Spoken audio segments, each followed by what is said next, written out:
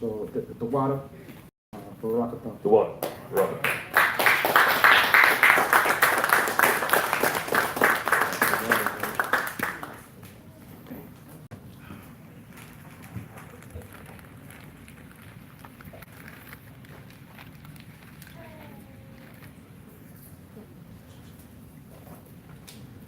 Hey, bro.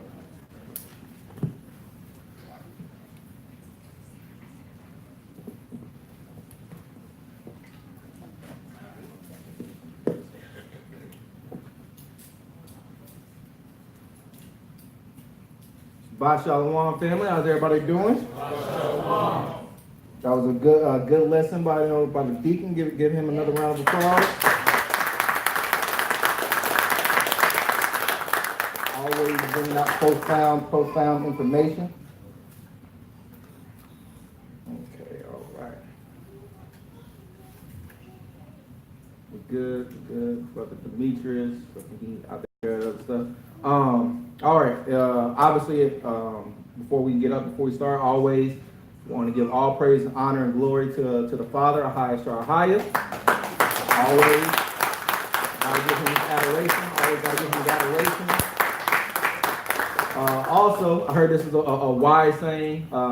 Anytime that you have a chance to get on stage and speak in front of people, there's two things you want to do. One, you want to give praise and honor to the Father highest. Check, we did that. And two, always respect your lady. So I also want to thank my wife Tiffany, for the work that she does, keeping me in check, my help me in all things. Hey, so for those of you, your brothers, your husbands, always remember that anytime you have a chance to shine, if you shining, your wife is shining. All right. So the name of the lesson today is, I hope that y'all are going to enjoy this. The name of this lesson is called Know Your Worth. Okay? So the precepts I'm going to be going through in this lesson, I'm going to call these meditating scriptures, because every single precept in this lesson, you can just meditate on just one single precept and just meditate it on it all day long. That's how powerful, hopefully, that these precepts are.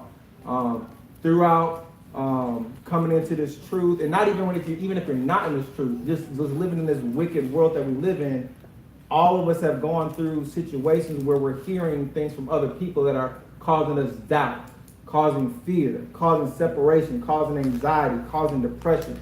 And all those things that are coming are not of the Father. All those things are things that are put on us by other people, because Satan is using them and using their words and their actions to make us doubt ourselves. But it doesn't matter what obstacles or things coming from people in the world. If you know your worth, it wouldn't even matter. It doesn't matter what people say to you. It doesn't matter what people think of you, because you know what the Most High says and thinks about you. But through this lesson, like I said, hopefully we'll get that type of understanding. So before we even go into knowing your worth, we have to know what the scriptures say about even being offended by brothers and sisters, whether it be brothers and sisters in the church or, brothers and sisters, just out and about in the world. All right. So the first scripture is going to be coming from the book of Matthew, chapter 24, verse 10. Okay. So like I said, these are going to be meditating scriptures. So if you want, please definitely go ahead and write each of these precepts down so you can meditate on them on your own.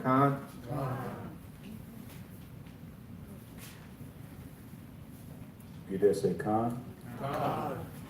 The book of Matthew, chapter 24, verse 10. And then shall many be offended and shall betray one another. So to start off, this is Christ already telling us, prophesying that many shall be betray one another. So many of us shall be offended and end up betraying one another. Continue. And shall hate one another. So if you're hating someone, where is that coming from? Again, that hatred is not coming from the Father. That's coming from a spirit of division. And that spirit of division is causing us to offend each other and to betray us. I can say that every single person in this building, every single person in this room, every single person a part of this truth should be a brother or sister that I treat with love, that I treat with respect. And under no circumstances could I ever imagine myself betraying a brother or sister. You know what I mean? Again, because to betray someone means you turn them over into harm. Why would I want to harm my brother or sister? Because if I did do that, that meant I had some type of hate in my heart. But if you have hate, then you don't have love of the Most High. How can you hate your brother and claim that you love the Most High? The next scripture is going to come from the book of Ecclesiasticus, verses 19 through 16.